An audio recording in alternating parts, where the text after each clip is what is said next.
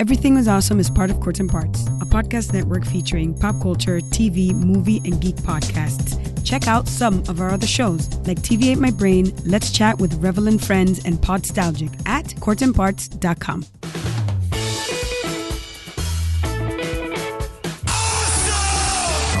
Awesome. Just tell people they're awesome and mean it. Awesome. Awesome. Awesome. Did you have an awesome time? Did you drink awesome shooters and listen to awesome music and then just sit around and soak up each other's awesomeness? Awesome. Awesome. Awesome. That was awesome. You guys are awesome. No. You're awesome. You are awesome. Sir, you are awesome. Seriously. Awesome. Awesome. Awesome. Everything is awesome. Welcome to this week's edition of Everything is Awesome. I am your host, Kev, and this is the show where we sit down and talk to awesome people about awesome things. While we're in the midst of the Philadelphia Podcast Festival, and we're celebrating the 5th annual Podcast Fest by having a lot of shows on that are from Philly podcasters talking the Podcast Fest, we still have our regular show to do. We still have to talk to all those Philadelphia podcasters, whether they're podcasters, artists, comedians, whatever. We are going to continue to do our normal show, and that's what we have this week. This week, we are lucky enough. It came across my desk, an artist who is doing, and I'm sure we'll get to it in the conversation where he can clarify it a little bit more. But what's called an oracle deck, which to the very brief, and as you guys know, I do usually no research, but the really brief research I did is connected to tarot cards. And so just the fact that that's something that I know nothing about, but know of, and just have a keen interest in it. After seeing someone that wants to talk to me about it, I want to talk to them about it. So please welcome to the show, artist and currently Everything is Awesome's resident tarot card expert, Matt Hughes. Hey, Kev. Thank you for having me. I'm definitely not an expert on tarot, but more the art side than tarot, I think. Yeah, well, it's, like I said, I when I saw that's what your project that you're working on now is, and so what's the difference between an oracle deck and a tarot deck? Because I couldn't really see the difference when I started browsing, at least art-wise and design-wise. It looks very similar, but because you did a tarot deck. And now you're doing an oracle deck that, is part of the reason we're having this conversation. And they look very similar. So, is there a difference, at least, artistic-wise, or is it pretty much the same across the board? So I think it depends on the way you approach it. A tarot deck is a lot more structured, has a lot more rich history than oracle decks. Tarot decks are, the one I did, anyway, was based on the Rider-Waite deck. And there's a set number of cards. It's very similar to what people think of as a normal deck of playing cards. Okay. You'll have, pentacles and swords, whereas in a playing card deck you might have diamonds and hearts. And there's kings and queens. And then on top of that, there are major arcana cards, that's really what makes the tarot deck a tarot deck. And when you get into the meanings of particularly the major arcana, you start getting into the real history of the cards. As far as the oracle deck, in comparison to a tarot deck, oracle deck has a lot more open-ended meaning to it. Okay. Which is why a lot of tarot decks or oracle decks that are out there now have their own themes. A lot of them will be, so they could be astrological. Some of them could be animals. The number of cards varies in the deck. Like I said, the tarot deck is usually 78 cards, but a oracle deck can be anywhere from, the one I'm doing is 36 cards, and sometimes they go up to, in the 50s. Okay. Yes, I would say that my experience with any kind of that tarot or oracle, I've only known obviously the tarot deck term because that's I don't know if mainstream is the right word, but I'll say mainstream. And that I would say my most recent exposure is 13 Reasons Why on Netflix. They have the one character that does tarot readings. But yeah, it's not something that it's something that I guess is like mainstream enough to like everyone kind of knows about it, but it's still kind of it's this cool little thing. Like I'm not into like that side of mystics, I guess. Like it's not something that I'm not a firm believer in like psychic readings or I guess tarot card readings or anything like that. I respect it. I respect the people that do truly believe it, because each their own, just like I would hope that people respect what I dig and believe in. But it's something that's like I don't know, it's looking at the art for it, and I guess coming from it from that angle is where like I kind of connect, because it's just the art that I saw for your stuff that you're doing is tremendous. But before, I guess really before we get to you doing that, where does art come in your origin point? Were you a kid and you were just really into it, or is it something that like kind of fell into your lap later in life that you fell in love with? Yeah, my wife jokes around with me all the time. She said I was 3 years old carving in the wall with a crayon, I think. But she was, as far as the tarot deck's concerned, she was definitely the gateway for me to get involved in the tarot deck, because she's a lot more educated, had a lot more experience with it. And every card I was doing, I was approaching it from an artistic standpoint, whereas she kind of kept me in line as far as the meaning and the symbolism in each card. And she was just writing me notes just now, telling me this the difference between the oracle was a... Well, the tarot and the oracle. The tarot is it's more divination. There's a set layout for reading. Okay. And a lot of people have, there's different types of cards. There's like the Norman Tarot, there's the Rider-Waite, there's Thoth. Different people like the art, and there's history with it, because if you look at the tarot, it started as a playing card game in France. I've actually been studying the history of it. The oracle is actually more of a meditation and a guide that can be used with or without, and the art ranges hugely with that. And when we started, we actually wanted to get this right, because I don't know a whole lot about it. I just love the artwork and the history of it. But from what I understand is there's two patterns of thought with tarot, and one is they think it is a spiritual connection and they have guides. But most readers that we've worked with about 3 actual professional readers. It's more of it's kind of like a Rorschach test, where you're putting down things and you're helping people discover their own answers. Like they ask questions. Each card is laid out in a place that it has a certain meaning, so you guide them. And the artwork is so vast with this deck, and that's what I loved about it. And I've been trying to get Matt to do his own set for a while, and but it's a daunting amount of cards. And finally, he did it, and everybody liked it. So yeah, and the oracle. The reason why we did an oracle right after the tarot was that. So I'm working on these cards for a year. I get to the last 78 cards, and I decided to do 2 more. So I did 80 cards in the deck, and the 2 extra cards were more of an oracle feel, meaning that it was up to me what the meaning was, the imagery, everything.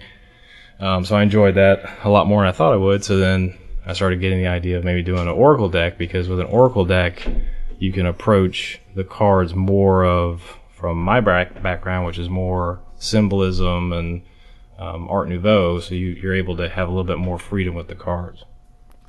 So it's what I find interesting is that neither of you, and for those listening, we didn't properly introduce Matt's wife. Matt's wife, Hope, is kind of sitting shotgun to the conversation as well. So it sounds like she'll be hopping in and out to maybe clarify some things as the resident, at least historical expert on tarot cards.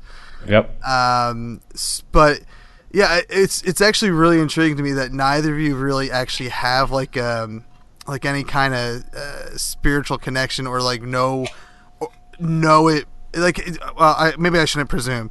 Have you guys like been like done readings or been part of like the I don't know the proper terminology. I'm gonna say arcane world, but I don't know if that's accurate. Or was like the idea to do I guess Hope having all this history on the tarot. card deck. Was that just kind of like, hey, this art kind of falls in line with what you do, you should do one, and that was like both your first experiences with a tarot deck? Yeah, it's kind of it was a first experience. I've always been intrigued. I love studying history. Okay. And usually he gets pulled along with it because if you history, especially esoteric history, goes hand in hand with art history. Mm-hmm. Most of the classical artists were delving into everything from cartomancy to what was science then, astrology, things like that, and they would put that into their artwork. So Matt's always kind of been pulled along because when I find something cool, I kind of show it to him. So I've been studying tarot, not the reading of it, but the history of it and looking at the artwork. Some of it's great, some of it's very fluffy, which is perfectly fine. If that's what people like, nobody should judge if that's a card deck you like. But I noticed that the only Art Nouveau decks that were out there they went out and pulled, of course, a bunch of Mucha pieces, which are stunning, but they were just putting those on cards, and it really didn't reflect the meaning as well as the card deck was supposed to be. Because Rider-Waite, each card has so much robust symbolism to it that that's one thing that I think Matt was kind of trying to stay away from, as he didn't want to. He's like, that's a lot to take on. So with his deck, I had to kind of break it down. The people we were working with kind of broke it down and say, okay, if you're doing this, here's what's essential for these cards. Yeah, and the Art Nouveau ones that she's talking about, they would take well-known Alphonse Mucha illustrations and Klimt. They did Gustav Klimt deck as well, and it's force fit. They take a card and they go, oh, that kind of looks like the Empress, so we'll use that as the Empress card. So to me, it was kind of insulting both to the artwork that they used and to the purpose of what they were trying to supply to the customer, which is a tarot deck that was Art Nouveau. So when Hope started showing me some of the other decks that were out there, every time she showed me one, she would show me, and we'd either like it or we'd have the view of, well, I could do that. So the only thing that was keeping me from doing it was the number of cards, because this is the largest project that I've ever done, was that tarot deck, and it was mainly a state of mind for me of should I really take on a project this big? Because in the past, you'd ask me about my art background. So I've been working in art in some form or fashion my whole life. And I remember being a little kid drawing Elvis Presley sketches at my aunt's house. So so I've always been into art. And but I had these huge ideas that I was going to be a comic book artist, and I was going to work for Marvel, and I was so into Spider-Man and X-Men, and Stan Lee was the man. He came to me every morning, and Spider-Man and His Amazing Friends, and so I grew up with this mindset of, I don't care what I do, I'm going to do some sort of artwork. Mm-hmm. So basically spent the whole college years focused on, I'm going to do illustration in some way, and then when I graduated, I did not do illustration. Ended up going into corporate world. Oh, wow. Because I like to eat. So spent 9 to 5 doing corporate, but then there's still that drive to illustrate. So to me, it's, if I can illustrate something that can be used for something, that's great. If not, I'm still going to illustrate it. So there was about a decade that we got into the comic book field. I did a lot of stuff for, Chaos Comics and companies like that, and did the circuits. We did, Comic-Con in San Diego and Wizard World in Chicago, and we did Florida and North Carolina. I think we did a couple others here and there, but we were doing them every year. So we got a lot of a fan base from that, and I got my first art book from that. So my first art book, it was 2001, I think, was published by first it was published by a German company, and then it was picked up by SQP, which is a big publisher here in the U.S. for basically comic book and fantasy artists that work in that industry. So that kind of got me into that stream of other artists, and just met a lot of great people, a lot of great artists, a lot of great art directors and that sort of thing, and just never stopped working in that capacity in some way while I still had the day job. Well, obviously San Diego Comic-Con stuck out when you were talking about the convention list, but the other one that popped out is Wizard World, because that's a big convention that's just all over the place. What time frame was your convention circuit, or do you still pop tour the convention circuit? Yeah, so we were doing the conventions. It would be around the same time. So all this stuff, the work doing the comic book covers, doing the art book, all that was around the same time. So it would have been like the early 2000, 2006. Yeah, about 2006. I think is when we stopped. Okay. Stopped going, but yeah, we did Comic-Con probably 3 times. Yeah. I think, and we live in Atlanta, so that was. Oh, it's awesome until you do it. It was a trek. It is exhaustive work, and it was fun. You meet the greatest people, but it wears you out. And that was our vacations. Oh, okay. Yeah. Well, so did you guys do Comic-Con? And when I say Comic-Con, I'm talking about San Diego. Did you guys ever do that as just patrons, or your only experiences as artists and vendors? It was vendors. We were always vendors when we went to them. And it's funny because when you go to these shows, you get kind of there's a little bit of a brotherhood going on with the other exhibitors, and especially the smaller groups. So, I mean, the funny thing about the shows was not so much what happened at the shows as far as selling things or you make a lot of connections, which if you follow through with them usually come up to be some sort of business deal later on, which is where you get your money back from the shows. But there was a lot of all the artists would go to an Italian restaurant one night, and we'd all go and hang out, and you got just rows of artists that it's kind of a who's who kind of thing in these comic books, and here's little us sitting there having fun with them. But so we got to be really good friends with them, and we kept in touch with most of them. And then we would go to San Diego. We see a lot of them.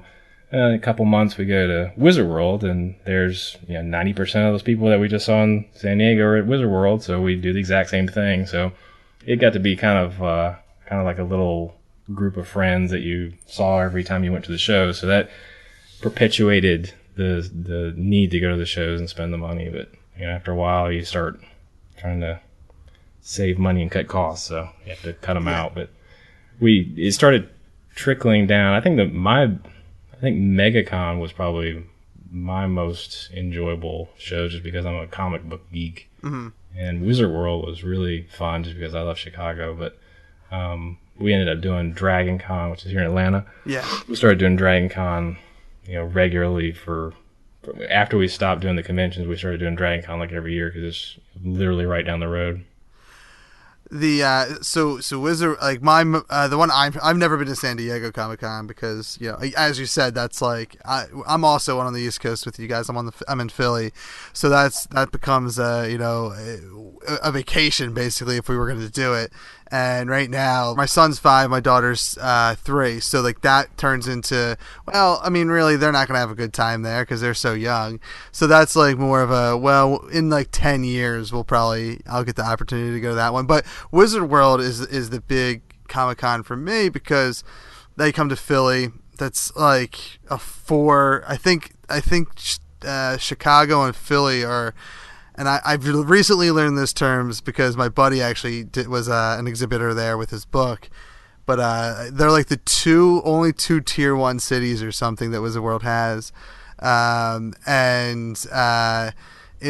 It's wild to me. I've been at least paying attention to Wizard World probably since 2002-ish, and have been to a couple shows between then and now.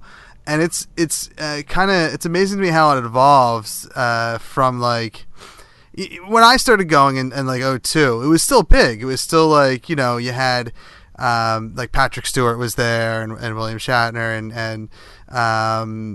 and all these other icons of sci-fi and geekery, and it's changed so much. What was it like in like the late 90s, early 2000s up to when you guys stopped in 2006? Because I know the evolution for me has actually been like a roller coaster, especially this year for Philly was like to me a down year. It's just kind of, I like to see what the evolution is.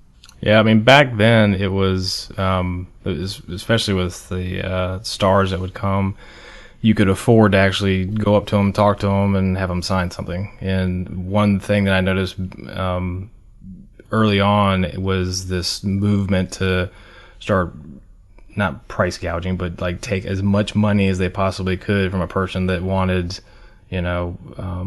a signature from any of the Star Wars, fan. The Star Wars group got to be Men Behind the Masks, and we knew them when it was like, just a Jeremy Bullock and Peter Mayhew. He was like maybe 4 of them, and they were some of the group that we would go hang out with, afterwards, and they were just the nicest guys, and it was literally, $10 for a autographed picture. And then after a couple of years went by, I started noticing as I go up to them, because I'm not going up to them buying autographs, so it didn't really dawn on me until I went up to them one time, and they had kind of an upgrade in their booth. They were all in a row. They had the big banners. They had the agents sitting next to them, and it was, now it's $40 for a photo and a signature. And that to me was like one of the major things I started noticing with the shows was you started having, it was no longer the, Jeremy Bullock, who plays Boba Fett. He wasn't coming there with his wife and his suitcases full of pictures. He was coming to, the booth with his wife and a Coke, and the agent was there with all the photographs and all the signage and everything, and he just sat down and signed, and that was it. So the personal touch was kind of removed from it. So a lot of the artists started getting pushed out of the areas. I remember the last time we looked at doing Comic-Con, I think I got an email from them telling me that their area for the artist alley had shrunk because Lucasfilms had decided to take over like 4 more booths to have their display. So naturally, you're not going to say no to Lucas, so they give them the area, and there's what is that, 16, 17 artist areas that are totally cut out, that those artists either got to find a different place to go or can't go at all. So they started getting a lot more of the bigger companies started coming in. It became like the Hunger Games to get a booth, and it's still like that. I mean, it's like think about Shatner fighting Spock. They give you 2 batons and go, you want this table, fight it out. Yeah, I mean, it would like say the end of the show is Sunday afternoon, Monday morning is the end of the show. You've got the some of the people from the show walking around taking your fee for the booth the following year. So if you wanted to reserve that table, you need to do it right then. Yeah. Yeah, and stuff like that is when it started discouraging us, because we're like, well, I don't know if I'm going to have $2,000 to fly out here. Yeah. In a year from now. Yeah. And the cosplayers, the cosplay, and I love cosplayers. I think some of them do a great job. But it seems like a lot of the shows, I know Dragon Con is a big one with this, and it's a big party. But you're having people spend a lot of money on their costumes, and when you're going there, they don't have a lot of money to spend on merchandise. So they're usually there to buy either set things from bigger companies, or they might get a few smaller things from artists, but it really wasn't enough to break even to do the bigger shows and to do the shows. We have to be very careful where we set up and to make sure the demographics are going to work for his type of art, because it doesn't really fit into the classical art world, and it doesn't really fit into the comic world. So you have to find a good medium of people that want to collect. Yeah, it's something that I, as someone who's pretty much solely been to Comic-Con as just a patron, this year I didn't go. I had the opportunity to kind of help my buddy man his table, but it didn't work out with what I have going on too. I remember early on it being I would be able to walk onto the floor and like walk past Patrick Stewart and walk past whoever like was the I don't want to say big names, but like the big names, like they were all right there. And like I think the first year I went was like Heroes was big, or it was one of the first years I went. Heroes was like the big show. So Hayden Panettiere was at Philly for Wizard World, and so that was the only person that was like secluded away from everybody. And then it was after that year when like they started doing that more and more and more, and which was fine because like I was there to like just kind of roam the floors and see some panels and stuff, and it was, you know, at least the years that I went, it was still interesting enough to where I could have a good time seeing the panels and like walk around and look at all the artist stuff and buy a few things here and there. I talking to my buddy who was a exhibitor there this past year for Philly. Apparently, it's like all the vendors were very angry with how things were ran because it's it's getting smaller. It's they're not like. Day 4 of 4, there's still a lot of people who were worried about breaking even. Yep. So like it's sounds like it's getting tougher out there to be like an indie artist and going to what used to be like a good con. They've all been taken over by the major studios, it sounds like. Yeah, I mean, so Dragon Con is our most recent experiences have been the Dragon Con the past couple of years, and that's the same from vendors. I mean, there's a lot of vendors that it's dwindling down to where now it's just a couple of vendors that have comic books that are in the area, and the rest of them are going to be, outfits or DVDs or manga type stuff. So there's not much. There for like I guess the little guys, and I think it's because the shows, the price of going into the shows is so much that when a person goes in, they don't have any money left to spend on anything. Yeah, exactly. I mean, that was a huge deterrent for me for Wizard World Philly this year, was that even if I wanted to go for one day, it was like $50, and as much as I want to go and support my friend who's like, it's his first year promoting his book there and spending a lot of money because he's also developing a card game, so he's doing that stuff. Like, as much as I wanted to be there to support him, I was like, dude, like, I can't justify $50 to see, like, there's no one there I really want to see or hang out. Like, like to me it's turned into like, and it's not like I'm like, oh, I need all like the A-list Marvel people there. Like, I'm a huge fan of when, like, it sounds like this year I was comparing some different cons because we started doing this show live at a bunch of different places, and I'm trying to get into the con circuit because I've seen some other podcasters do it, and it seems just like a neat, fun idea. Like that's all my main reason. And there's one in, I think, DC called Awesome Con, and that seems like it's like more like what Wizard World was about 6 to 10 years ago, where it's like it's not like your A-list, it's like Doctor Who people, and I mean I guess that could be A-list now, I don't know, but it's like Bruce Campbell, who's to me traditionally not an A-list guy, he's like a B-lister, and like all these people who I guess like in the film world are probably like B-listers, and then maybe in like the geekery TV world they're maybe A-listers, I don't know. But it's just it just seems like the scenes have become very unfriendly towards independence, I guess. And even like I said, even patrons, like it's hard for me to justify spending $50 to $100. It has changed over the years. I mean, we're seeing, I know in Atlanta there are some small cons that are popping up the way they used to in the hotels, when you went there and you got your comics. And the bigger cons, they do have their place. I mean, people go and they have fun, and those the people that do the signings, they work really hard, and there's some of the nicest people, but you can tell they are worn out. I mean, Matt's kind of an introvert anyway, so by the time he leaves, he doesn't even want to talk to anybody. He wants to go back to the room and have a beer and chill. But it's kind of pushed us into what we're doing now, and the growing audience for crowdfunding. Because we're going directly to the people who want the art instead of the conventions. We enjoy doing them, and we might do a couple here or there, and there's conventions for Terra, there's conventions that are just for illustrations and art, But when you go directly to the people and you find out what they like when we did the tarot card, everybody was asking, are we going to do an oracle? And Matt had already had this oracle in mind, and we've been thinking, we're developing a tabletop game. We're doing some books. We're doing some other just regular playing cards. All of these are on the table ready to go.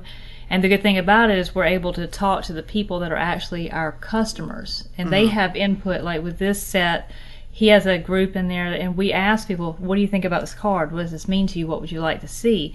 So it brings in, it creates a new experience beyond just going to shows and sitting there and talking to people. The people are actually part of the development with it.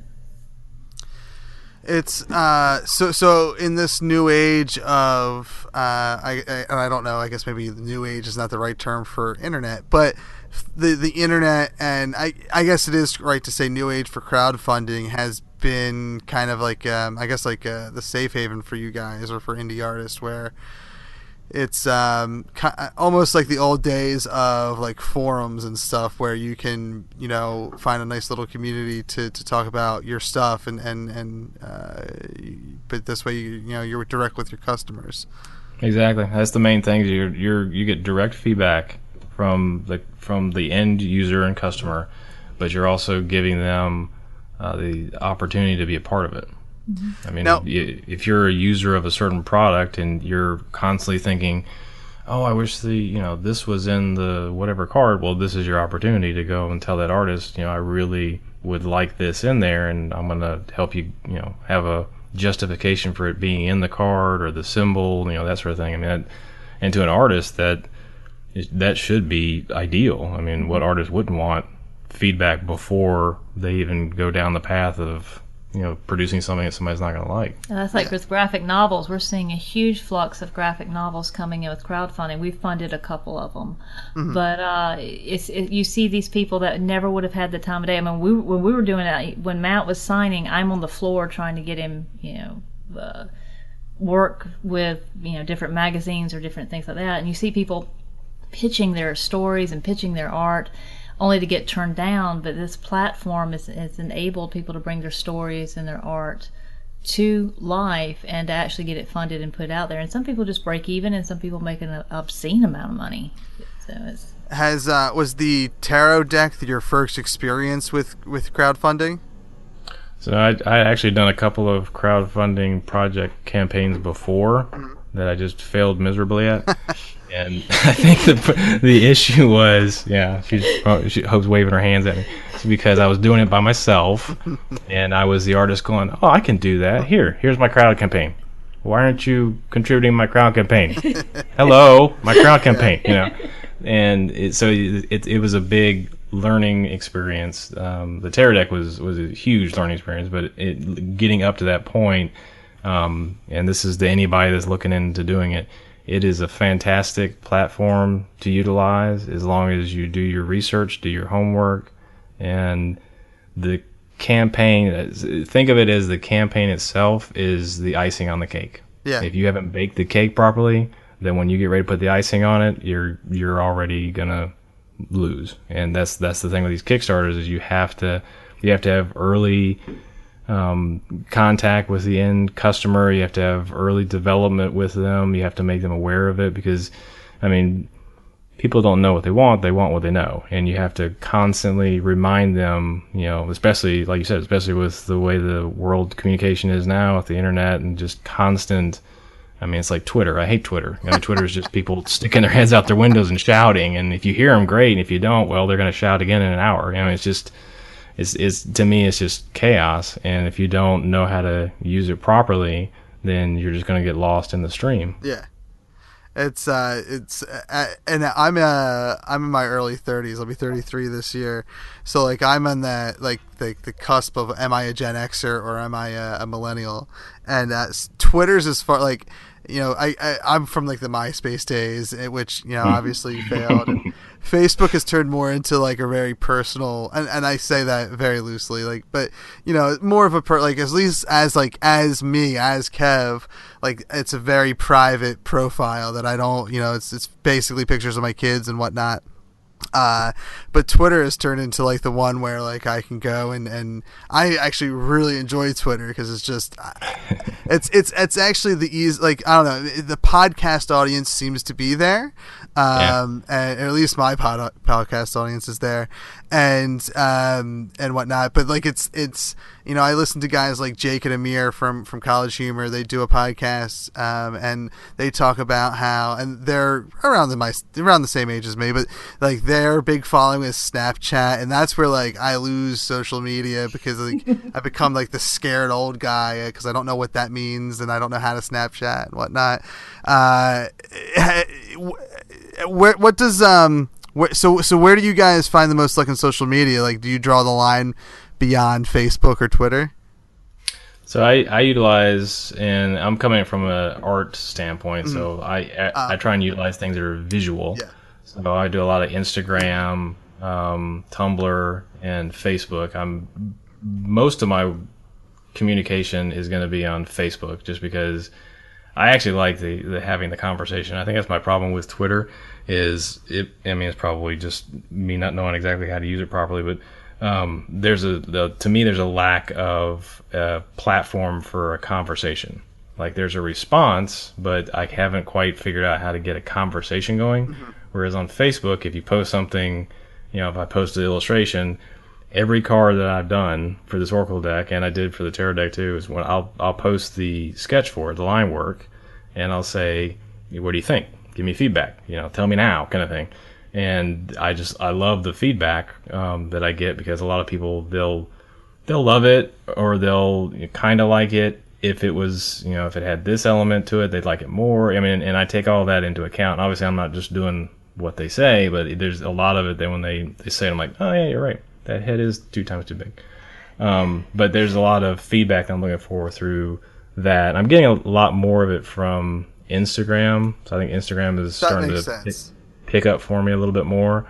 But yeah, it's mainly Facebook and Facebook groups. I'm in a lot of tarot deck groups that I'll post stuff and just ask them, give me your feedback. Does this work for you? How would you use this card? That kind of thing. That's something that because this show is only about 1.5 years, 2 years old. So prior to this, like, I didn't really seek out like a podcasting community. It was kind of like, I'll just do my show and promote it, wherever. And Reddit was one of the places, which is just filled with evil people. But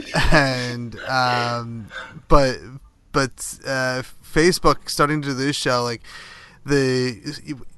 is probably like one of the most positive places that I found a community, because even like Podern Family is huge on Twitter. Like, you'll see if you're part of the podcasting community, you'll see a lot of hashtag Podern Family, and it's just a bunch of podcasters cross promoting. Sometimes you'll catch new listeners that aren't podcasters, but even that, there was like some negativity when I would hop through discussions, but through like local Philadelphia podcasting groups and just other podcasting groups, it's all like it's very actual, like, beneficial to like either help people or learn from people, and there is a lot of feedback in groups, which is something that I just like, even more so than pages, like fan pages. I don't feel get as much interaction as groups do these days.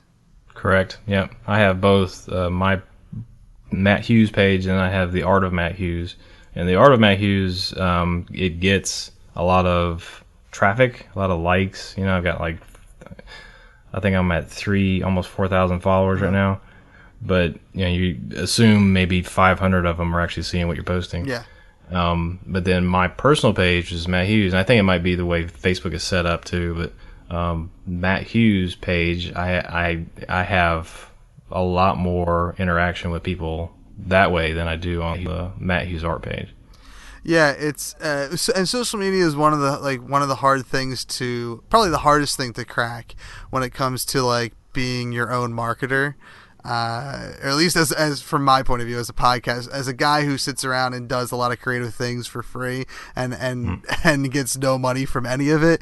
It's like one of the hardest things just to like get like 2 more listeners, is something that has taken approximately, I'm going on 10 years in about 2 weeks. It's probably taken about 9 years and 50 weeks to kind of figure out, because it's just you have to use social media right in order to like get people to come to you.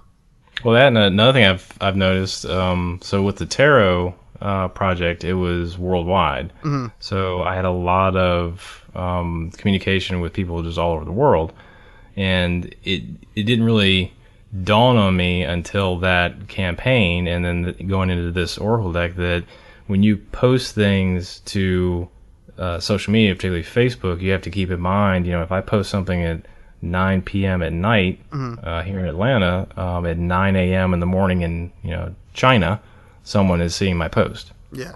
So if the mindset is, the best time to post is in the morning when they're having their breakfast, well, whose morning are you talking about? So you have to constantly really pay attention to the times that you post and the days. And I mean, I'm still struggling with that. Hope is like the master with the marketing, so she's been taking care of all the marketing and social media, and I just do I'll take the snapshots of the pictures and start throwing it out there, and then she'll tell me when's the best time. You're a social media butterfly. When's the best time to post them? But I'm usually relying on her to tell me. So, but I think there's like a sweet spot at, was it Tuesday mornings or something for us is a good time for the tarot. Usually when you're having breakfast. Yeah, for some reason when I post it Tuesday morning when I'm eating breakfast, I get a lot of responses. I don't know if that's just that group or what. I don't know. Yeah, it is weird when you and I don't. One of the things I promised myself when I started this show was I would try not to be so think of it I would just take it real casual. I wouldn't obsess over numbers and stuff like that. But as the show has progressed and it gained track, when I stopped caring is when I gained more traction. And so now I start to try to pay attention to some of that stuff. It's all right, if I want to, I need to use social media, so let me use it properly. And so when should I be posting? And I for the most part, I use, the platform I use, I just hit it auto schedule and pray that it does it right, because it's just I have to think of the tweet and then I have to think about how to when to post it. And it's little building blocks for me. It's, one day I'll master it, but I'll probably be long retired from podcasting. Yeah, and I think that you just helped me come to a realization. I think the reason why I like Facebook more than the other ones is because I don't have to tag anything in Facebook. Yeah, I can put it out there and somebody will respond. Whereas with the other ones, particularly like Tumblr and stuff, I have to go in there and okay, what were the 25 tags that I use every time? Because otherwise you're not going to get in front of anybody, Yeah. And then I send him to hashtagify.com that helps you do that. He just looks at me like, I'm never going to use this. I'm like, please use this. It'll help you, because I'm just done. I've got these. I know these work. It'd be great if you could copy and paste it, but it doesn't even recognize it unless you go in there and start fiddling with it. Yeah. Oh, God. That's with Hootsuite or whatever. I have to, it's the copying and pasting or having it post to both platforms at once, and then I have to go in and edit everything to make it work. If I did it for Twitter, I have to go in there. It's in the, and I mean, all first world problems, but the 21st century has really become oh my God, what a headache to just communicate with people. It was supposed to be easier. Yeah. I don't even remember how to talk to people anymore. It's talking hashtags and memes. Yeah, and I've been lucky to talk to I'm awful because I don't remember his name, but I talked to this guy who he wasn't, I mean, he started out as a comedian but didn't really get anywhere with it. So he was just a guy who had a 9 to 5 and whatnot, and started doing meme comedy, and he's one of the biggest all he does is he'll do 5 to 7 memes a day or something, and it's huge on Instagram obviously, and he's become a meme comedy is now a thing, and you can write books off of it and whatnot, and yeah, it's we're very much living in a. And again, I'm probably on the cusp of I could follow either way, but it's literally pictures. It's back to ancient times, hieroglyphics and whatnot or whatever. That's what I was about to say. We worship cats online and we talk in pictures. It's funny. It's funny the way that you say that, because the main drive for the way that I did the tarot deck and the way I'm doing the Oracle deck is to do it traditionally. Mm-hmm. because a lot of the artwork that I was seeing, especially Art Nouveau, is so digital. Yeah. And digital has its place, but when it comes to my work, I want to do more of the hands-on traditional. I want to kind of follow the path because I come from a fine art background, so I have a lot of experience with oil paints and watercolors and inking and that sort of thing. And like figure drawing classes that lasted 4 hours in college were my most enjoyable times that I had in college. So when you get into doing cards and stuff, you start looking at them, and a lot of them are photo manipulation, or they're designed in different computer programs. They look cool, but for me, I really wanted to do something that was a traditional kind of feel to it. So then when you start looking into Art Nouveau, which is the style, the techniques and everything that they were using, they're very, if there's a mistake in it, that's just part of the charm. They would go out of their way to really have it as it was almost like a craft period of art, and it spawned from the Rococo period. So it was more of a craftsman type, hands-on. That's why you see these, like the bed that is, created from dragonfly motifs. That, that thing nowadays you would not find that room to go, but and if you did, it would be thousands and thousands and thousands of dollars. But back then, that was the whole purpose of it, was they wanted to have that artwork in a person's house. So, you'd have, going back to Mucha or, artists of that area and that time, they were doing, cigarette ads that were basically works of art. They were doing, bicycle ads, because bicycles were huge then. They were doing bicycle ads that were, essentially nowadays is, a piece of artwork that you'd have in a gallery. They were doing them as posters. And half time people would pull them off the walls. When they were walking down the street, they'd pull the ads off of the the walls or of the streets and the buildings and keep it in their houses. And that was the idea, was to have that artwork. The artwork wasn't just for the higher elite; it was for everyone. It should be enjoyed by everybody.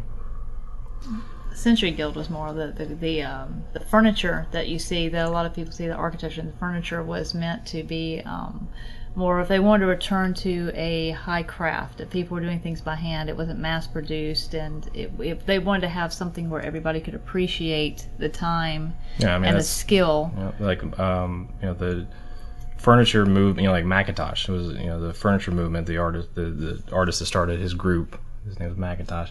He was a huge driver for bringing that into that craftsman handmade style into people's homes. And most people are familiar with Tiffany. Tiffany was another one of them. He wanted to take your regular lamp, chandelier, whatever design you had in the house, and make it a piece of artwork. Mm-hmm. So going back to the tarot deck, that was the idea for me, was I wanted to take that mentality, that drive they had for that craftsman type feel of hands-on, traditional medium in a form that could be in someone's house. So I wasn't really intending to create these originals that not everybody can afford. I was trying to make something that anybody could enjoy. Like everybody could have this deck and everyone could enjoy it and everyone could appreciate it.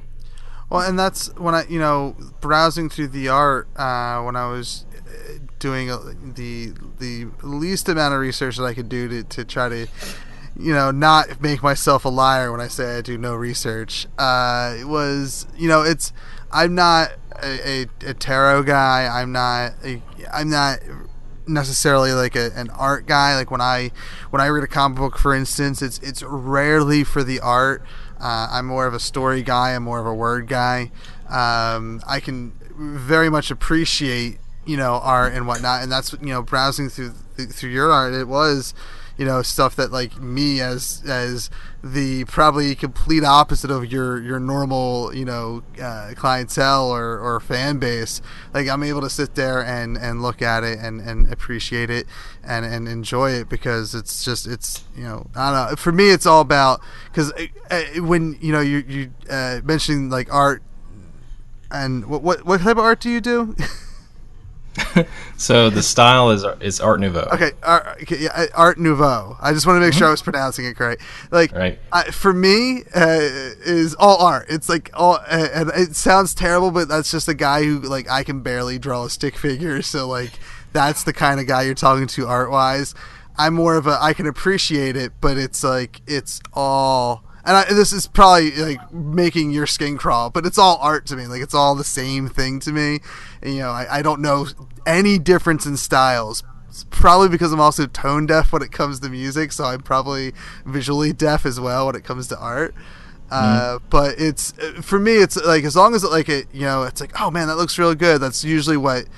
At the end of the day, for me, as the least artistic person you'll ever speak to, that's like I said, looking through your art and through the stuff of the tarot cards, like I was like, oh man, this is really good. This it hit home with me for just a little nobody, I guess. That's Me perfect. as the little nobody. No, that's perfect. That is the basis of Art Nouveau and art. Art Nouveau is supposed to be, art is beauty. Art Nouveau is to create beauty. So that's the whole idea of it, is that everybody should be able to, if you're doing it right, everyone should be able to appreciate it. It's so what from the kid that wanted to draw Spider-Man to this, like, how do you get from point A to point B? So I think it was more of I've seen a trend in artists that when they so I'm in my early 40s. When you get to be in your early 40s, you've been through some shit. So you get to the point where you start taking it more seriously. It becomes more of a voice for you, and it becomes more of your own personal message, for a better term. But it becomes your own personal a path that you want to go with your artwork.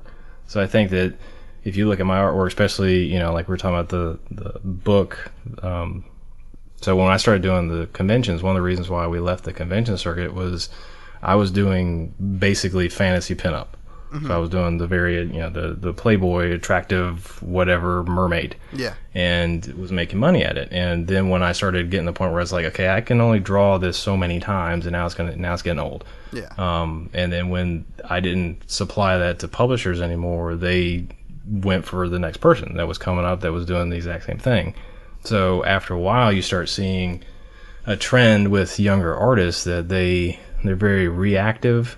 So like me wanting to draw a Spider-Man is a perfect example. That's what I was seeing. That's what I knew. So yeah, I want to draw Spider-Man. I don't want to be, thinking that, 30 years later that I should be drawing Spider-Man. I want to have my own voice. And I think what the thing that happened with me was when you go through so many different life experiences and you have a lot more art education, because you're always, as an artist, you're constantly educating yourself, and you're like you should be like a sponge where you're absorbing everything. I studied pretty much every art movement for the past 150 years. I've been studying it, trying to kind of pick up what was the good and the bad for each movement, and Art Nouveau just kind of spoke with me. It was funny because Hope was actually the one that introduced me to Art Nouveau, and when I say Art Nouveau, she introduced me to Alphonse Mucha. So from that point on, I got into Art Nouveau because it was just, I saw it and it was like everything made sense. What about your Delacroix journal? Delacroix journal? Yeah, so I said I've got John Singer Sargent. There's just every artist you can. Klimt. I was huge into Klimt for years, and Maxwell Parrish and Arthur Rackham, and pretty much any artist that I see as a golden age illustrator, all the way back through to Art Nouveau, the Baroque period. Just everything. I've just always been absorbing all these pieces, and I think now, the thing with this deck that helped me kind of go in that direction was the fact that it was allowing me to kind of take the symbolism of these cards and kind of reinterpret it in my own way. It really gave me, it gave me 80 opportunities to practice and specialize in a technique. It's because I know you have some stuff you have to do tomorrow and early tomorrow, and it's East Coast, so it's late for us. So before I let you go, it would be a big mistake for me not to talk about, since we did prior to recording talk about your geekery and whatnot, and your love, obviously as a child, to want to draw Spider-Man. What I guess two kind of geek-centric questions I have for you. What do you think of the current day climate when it comes to like the comic books coming to the movie screen? Do you think it's a fair adaptation, or? So I'm loving the Marvel Universe adaptations of it. I think they just, ever since, I mean, Iron Man, the first Iron Man was pretty cool. Yeah. The Hulk movies, I don't know, did they make Hulk movies? Yeah. But Iron Man was really good. And then when they did... You blocked that out. I know, I'm choosing not to think about that. Ang Lee's Hulk is by far one of the worst comic book movies I've ever seen in my entire life. Right. But I think that when... so they did Captain America. Yeah. To me, was like, that was the movie. Yeah. And I've watched that thing. I've forced Hope to watch that thing probably 80 times. It's just, they nail it, you know. Yeah. And it's just awesome movie. So when they went into Avengers, when we finally got to see Thor fight Hulk in the proper way, I was hooked. That was it. And Guardians of the Galaxy. Guardian of the Galaxy is just hilarious. I think anything with Robert Downey Jr. is gonna be a hit. I mean, he's one of my favorite actors. So I'm looking forward to and like the new Spider-Man movie. It's funny because people ask about the Spider-Man movie. You know, Spider-Man has been redone so many times, and like the third one when they had the Venom and he was dancing on the table and all this, it's just, my God, you know, give me a decade to forget about it and try again. So now they're trying again. So I like the new approach to it. I think it's going to be really good. So what are your thoughts? Because I've been reading. I think the new Spider-Man movie looks great. But one thing I haven't taken into consideration is that there is a lot of Tony Stark in it, and I've been reading recently that like some people are actually kind of upset that the movie is almost like Spider-Man, Iron Man, Power Hour versus just a Spider-Man movie. What's your take on that? I think it was just that horrible that poster that they came out. I guess they couldn't afford Drew. The Iron Man poster with Drew Struzan. Drew Struzan, if you're out there, please come back to us. To come out of retirement and do it again. I think it was. I think it has to do is on the fault of the production company. I don't think it's going to be. You know, I'm sure Iron Man will be in it, and I think that's kind of the mix that they are using with these Marvel movies that are making it so good. Is I think that each one, you know, except for like, you know, Captain America was very much a Captain America movie, and Iron Man was a very Iron Man movie. But then when you start getting into when they started getting closer to the Avengers, they started incorporating, you know, other characters. Like the new Thor movie has, you know, the Hulk in it. And I think there's no way that new Thor movie. I was just discussing this earlier today. That new Thor movie, if all accounts are correct, looks like it's going to be Lethal Weapon in space. Like, I can't, like the buddy cop movie with Hulk and Thor is what I want every Thor movie to be from now on. It's going to be glorious. I think it's going to be awesome. I mean, just the previews where he was like, "Oh, we work together." I'm like, "Oh yes, that's Thor." Like it's Thor. Those were some good ones too. Like that, I love, because that was another one I was into. Anything hanging above your art table. Yeah, I've got an old Thor poster hanging above my art. 1981? No, 1978. 78? I think. But yeah, the first Thor movie. I love the fact that they were true to the comic book as far as they made him kind of a not a child, but he wasn't really. Yeah, and he was very much he was kind of a brat, you know. And they kind of developed the character all in that one movie. And I think they've used him sparingly enough that, you know, hopefully this one will be a big hit for him. And I'm really looking forward to, you know, the Infinity Wars, and Thanos has always been just a huge. I've always loved Thanos. I think that they're gonna have Adam Warlock, but then I hear they're not, which I hope they do, because he was. Lie. Yeah, they always lie, but he's another favorite of mine. Yeah, it was Hope's pointing to the Wonder Woman poster. So we went and saw Wonder Woman. Okay, what's your take on that? Because I saw that recently as well. Yeah, I cried.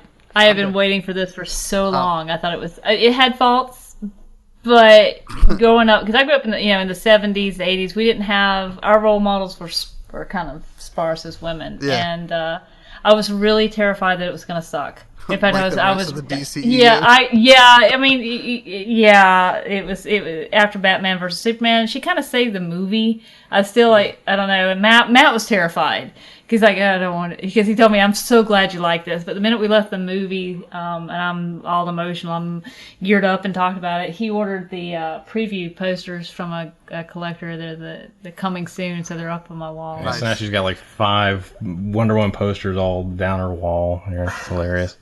I was just scared. I was scared for you because I'm sitting here and I'm having flashbacks of Peter Parker dancing up on the table. I'm like, I know what that feels like. I don't want you to experience that. It's horrible. It is. I was very happy with it. It's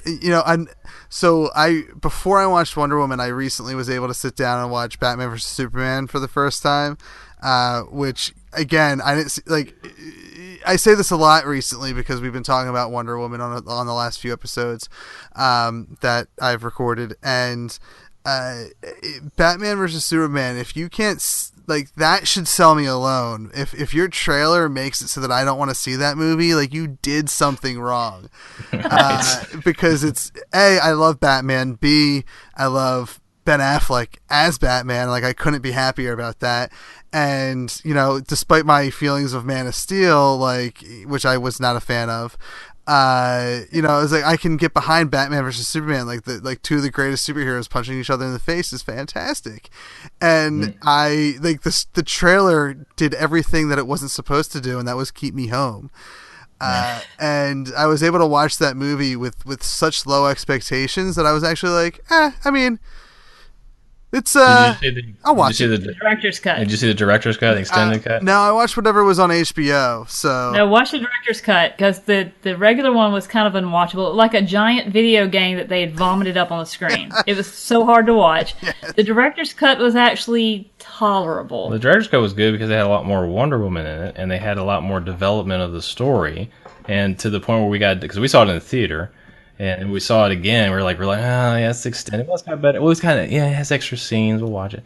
And at the end of it, we're both like, why didn't they have this in the theater? This was good. It's kind of like Suicide Squad. Suicide Squad's the same. Suicide Squad, I didn't see it in the theater. In the theater, but then I saw the director's cut, the extended cut, and the first thing she said was that was actually a lot better than what was in the theater. Like, yeah, I liked it. I thought it was pretty good. So it's like they cut out so much they just didn't. I don't know what they did to it. I have to ask this one question that I wanted to get to. We went on the movie tangent. If you could do as current day Matt, if you could do a comic book, would like from one of the big studios, which one would you do? If I could do any comic book line. Yeah, from one of the. I'm saying from one of the, like from Marvel or DC. Let's limit it to that. I think the Infinity Wars would be awesome. Just because I'm kind of like into that right now. Like I love the Avengers, Adam Warlock, Thanos. I mean that whole.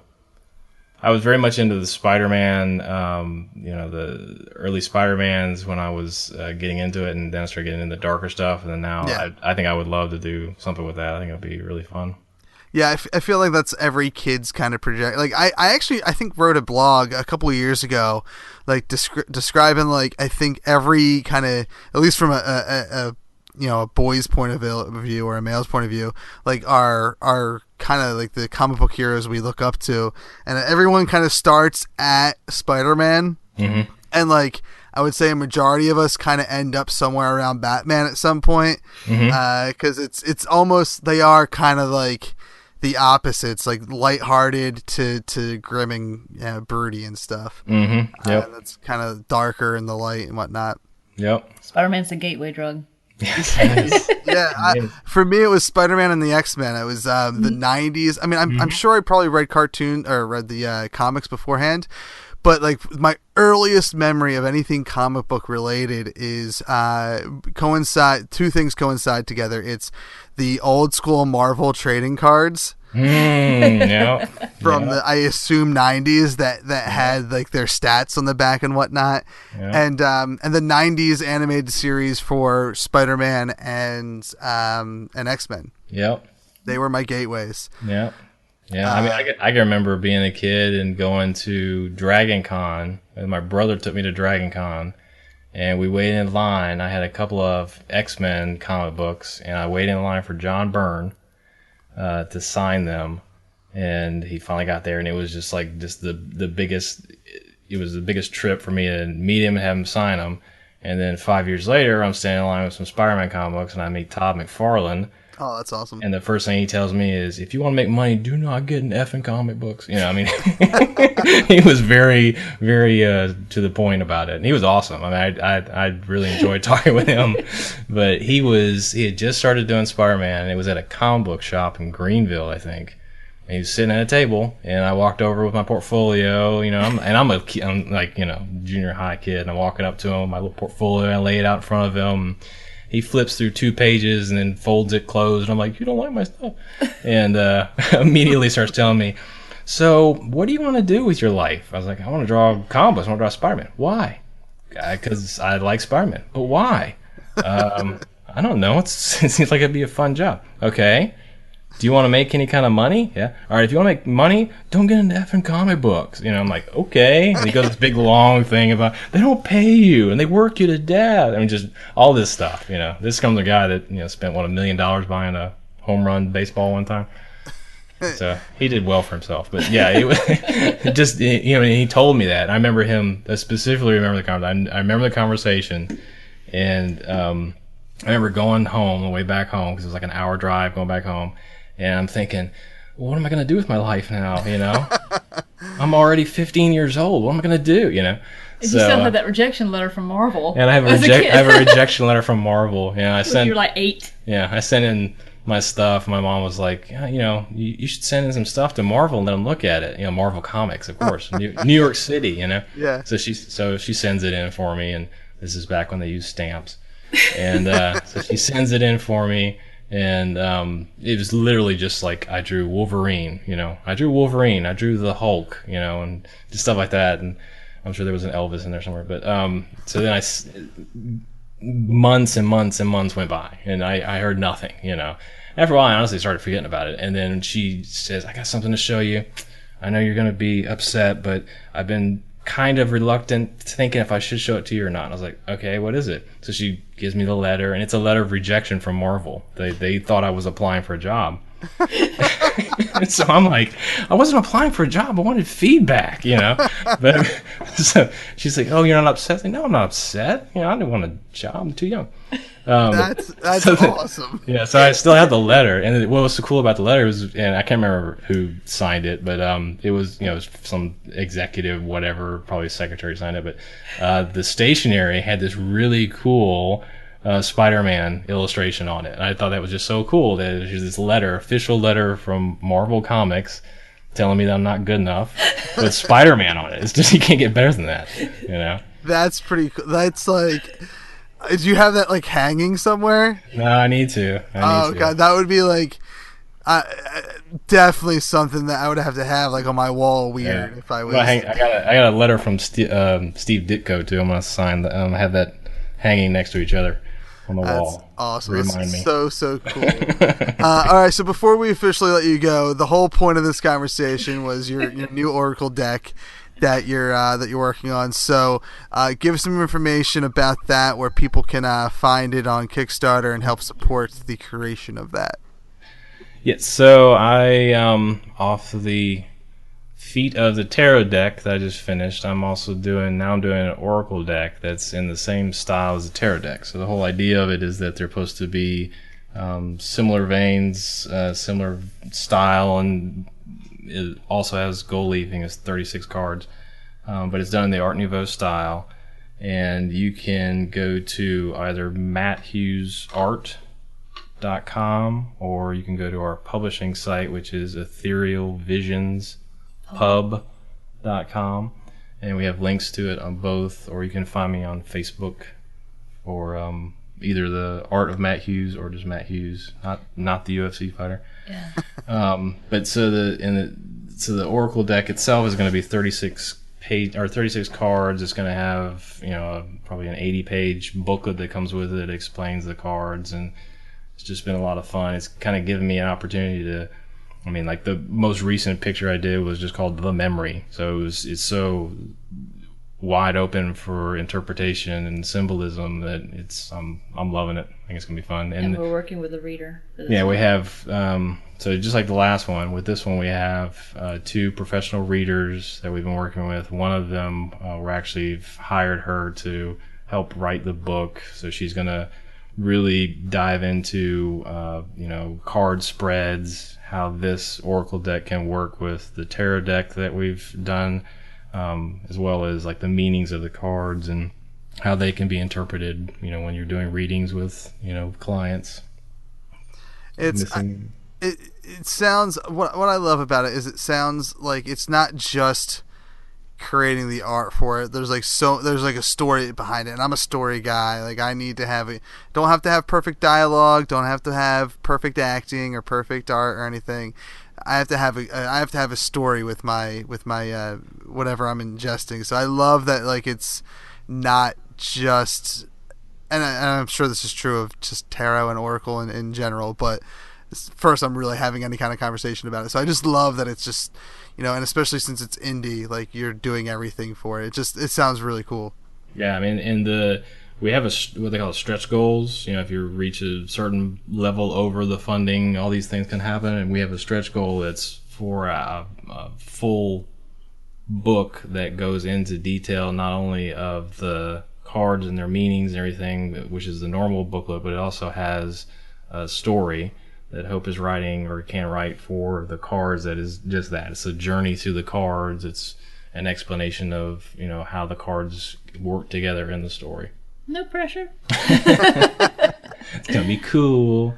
Yeah, but we got all kinds. I mean, we've got the flash sale that's going on Monday too. Yeah, we have a flash, what they call a flash reward. It's not obscene. No. Not yet. please do not send us photos.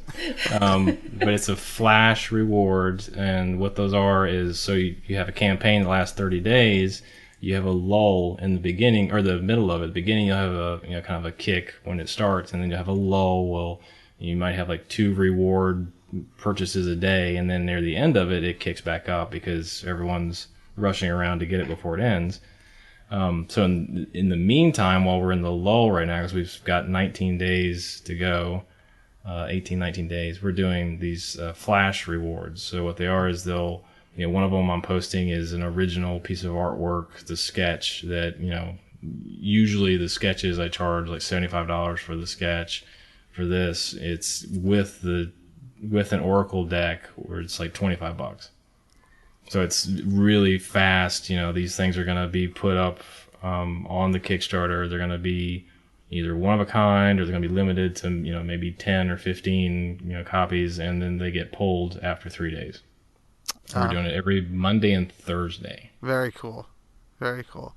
I'm so disappointed that I missed out on the tarot stuff, because it's one of my new things is I've always been a big supporter of indie, but like I've been trying to get more and more into like the actual like helping indie out. Like hopefully like one day it will pay it forward and for me when I do something, but in the meantime, just just anything that's interesting. So I'm sad that I missed out on the tarot deck, but I'm going to along with hopefully all the legions of super friends, they're going to go to the Kickstarter and pledge some cash towards it, because it is such a fascinating thing. And for me, it's like just I like looking at the art, and I don't know that I'll do anything more beyond just appreciating the art, but for me that's all I need. It's just super cool. Well, that's been one thing that I've noticed that I've loved is I've had a lot of people. You have a lot of tarot users and users of the decks, but then you also have people that will contact me and they just love the artwork. Mm-hmm. They buy the deck. Obviously, they're never going to use it, in the way that it was designed to be used, but they really appreciate the art, which is why we're thinking of maybe doing the next thing could be maybe an art book that is just the illustrations from the tarot deck and this Oracle deck. I actually do it like an art book that shows a lot of the process and the sketches and the story behind it and that kind of thing. It's all very, very exciting. We'll have in the show notes all the appropriate links to where you can find Matt, his artwork, and direct links to the Kickstarter and stuff, just in case you missed it during the end of our little conversation here. Is there anything else that you want to plug away before we officially let you go?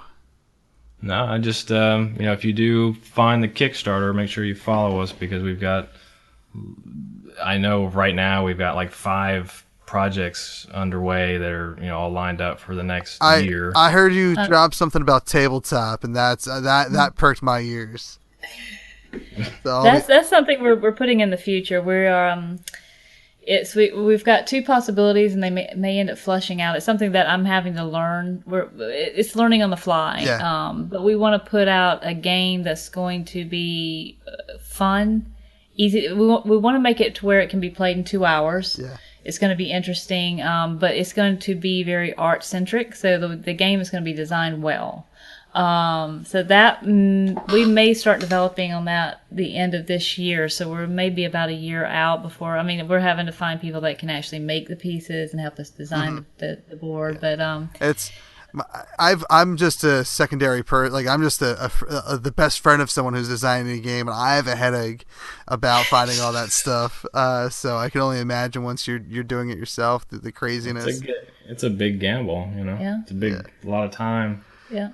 It is. So I'm definitely going to follow the Kickstarter or your stuff just for that, probably for that reason alone, if I'm being honest, because I'm a big fan of. I've been becoming a bigger fan of like tabletop games, from anywhere from card to board to RPG. So like I'm really especially indie stuff. Like I'm trying to get into more and more with that, because there's more than just Monopoly, guys. So. Oh yeah, this is kind of like, it falls into my geeky stuff because it has to fall in. It'll be a little hint. It'll fall into history and literature. Cool. It's going to be, and like I said, we have a newsletter too that you can sign up on our Ethereal Visions pub page. So make sure you do that. So because everything that we do, we launch with our newsletter first. So people who are on our newsletter get the insight of what is coming up next, whether it's going to be a book. Illustrated book, whether it's going to be a game, whether it's going to be another card deck. We're looking at some traditional poker style card decks we're going to put them out in. They'll have about 3 or 4 that all go together. Right. So you can collect all of it. Very, very cool. I'm super excited for you guys. Thanks for doing the show, guys. Thank you. This was fun. Yes, and hope to have you back on. Maybe another time we can be on and we can get a little bit more casual and talk. Get more into the geekery stuff. I just was super fascinated about art and tarot. So I like. Anytime you want to talk art, I'm always available. Very, or comic books. He's always up for comics. That's the same thing. All right. Make sure if you paid attention through the interview, make sure you check out all the links that they threw at you. If not, like I said, they're in the show notes. You can follow this show on Twitter at RealAwesomePod. You can follow me on Twitter at ThatNerdyKev. That's where I do most of my tweeting and twatting. For the show, you can find us on awesomepodcast.com. We're also part of the Core Temp Arts Podcast Network on coretemparts.com. For Everything is Awesome, I'm Kev. We've been awesome. Thank you for listening to the Core Temp Arts Podcast Network. To listen to more Core Temp Arts shows, visit coretemparts.com.